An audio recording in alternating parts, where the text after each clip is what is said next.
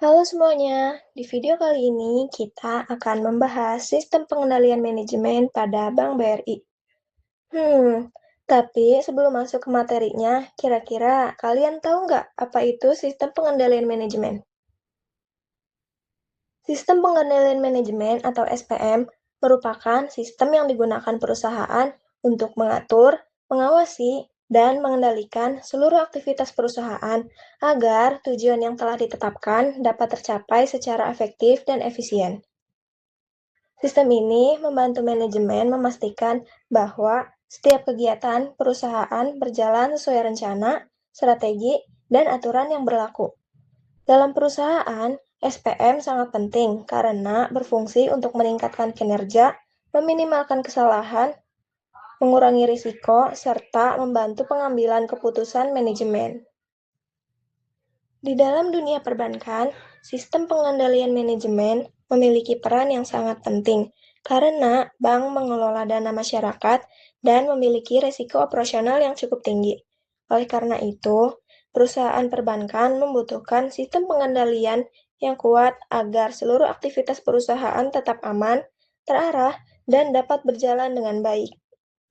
Kalian tahu nggak, salah satu perusahaan yang menerapkan sistem pengendalian manajemen dengan baik adalah Bank Rakyat Indonesia atau BRI. BRI merupakan salah satu bank terbesar di Indonesia yang berdiri sejak tahun 1895 dan dikenal sebagai bank yang fokus pada sektor UMKM atau usaha mikro kecil dan menengah. Dengan jaringan yang luas dan operasional yang kompleks, BRI membutuhkan sistem pengendalian manajemen yang terstruktur agar seluruh kegiatan perusahaan dapat berjalan secara efektif. Penerapan sistem pengendalian manajemen di BRI dimulai dari proses perencanaan strategis. Dalam tahap ini, perusahaan menentukan arah dan tujuan bisnis untuk jangka panjang. BRI memiliki fokus utama pada pengembangan layanan digital dan pemberdayaan UMKM. Strategi tersebut dibuat agar perusahaan mampu mengikuti perkembangan teknologi dan memenuhi kebutuhan masyarakat yang terus berubah. Lalu, setelah strategi perusahaan ditentukan, BRI mulai menyusun perencanaan operasional yang lebih rinci. Perencanaan operasional berisi kegiatan-kegiatan yang harus dilakukan oleh setiap divisi agar tujuan perusahaan dapat tercapai. Dengan adanya perencanaan yang jelas, setiap bagian perusahaan memiliki target dan tanggung jawab masing-masing, sehingga pekerjaan menjadi lebih terarah dan terorganisir. Selain perencanaan, penganggaran juga menjadi bagian penting dalam sistem pengendalian manajemen di BRI. Penganggaran digunakan sebagai alat pengendalian keuangan perusahaan agar pemasukan dan pengeluaran tetap sesuai dengan target perusahaan. Dalam praktiknya, setiap penggunaan dana harus melalui proses dan prosedur yang jelas untuk menghindari pemborosan maupun penyalahgunaan dana. BRI juga menerapkan sistem pengendalian internal yang cukup ketat. Pengendalian internal dilakukan melalui pemisahan tugas antar pegawai, penerapan standar operasional prosedur atau SOP, serta pengawasan rutin melalui audit internal. Pengendalian ini bertujuan untuk menjaga keamanan aset perusahaan, meminimalkan risiko kesalahan, dan mencegah terjadinya kecurangan dalam operasional perusahaan. Dalam pengelolaan kas, BRI menerapkan sistem pengamanan yang baik karena kas merupakan aset yang paling rentan disalahgunakan.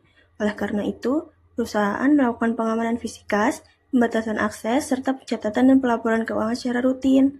Hal tersebut dilakukan agar kondisi keuangan perusahaan tetap stabil dan terpercaya. Namun, perlu kalian ketahui juga, selain pengendalian internal, struktur organisasi di BRI juga mendukung efektivitas sistem pengendalian manajemen. Struktur organisasi ini disusun secara jelas mulai dari rapat umum pemegang saham, dewan komisaris, direksi, hingga berbagai divisi seperti mikrobisnis, corporate banking, consumer banking, teknologi informasi, manajemen risiko, dan audit internal. Dengan pembagian tugas yang jelas, pengawasan terhadap aktivitas perusahaan menjadi lebih efektif. Lalu, dalam pelaksanaannya, BRI juga melakukan pengukuran kinerja secara berkala. Pengukuran kinerja ini dilakukan untuk mengetahui apakah target perusahaan sudah tercapai atau belum. Kinerja perusahaan biasanya diukur melalui beberapa indikator seperti laba perusahaan, pertumbuhan kredit, efisiensi operasional, serta kualitas pelayanan kepada nasabah. Dari hasil pengukuran tersebut digunakan sebagai bahan evaluasi untuk memperbaiki dan meningkatkan kinerja perusahaan. Nah, betul banget nih. Di tahap berikutnya adalah pengawasan dan evaluasi kinerja. Pengawasan dilakukan untuk memastikan bahwa seluruh kegiatan perusahaan berjalan sesuai dengan prosedur dan tujuan yang telah ditetapkan. Jika ditemukan adanya masalah atau ketidaksesuaian, maka manajemen akan melakukan evaluasi dan tindakan perbaikan agar masalah tersebut tidak terulang lagi. Selain sistem formal, BRI juga memiliki budaya kerja perusahaan yang disebut Brilliant. Nilai Brilliant terdiri dari integritas, profesionalisme, keteladanan, kepuasan nasabah, dan penghargaan terhadap sumber daya manusia.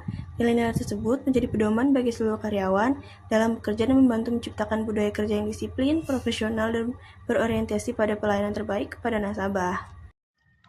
Jadi, secara keseluruhan, penerapan sistem pengendalian manajemen di Bank Rakyat Indonesia sudah berjalan dengan baik dan sesuai dengan teori sistem pengendalian manajemen.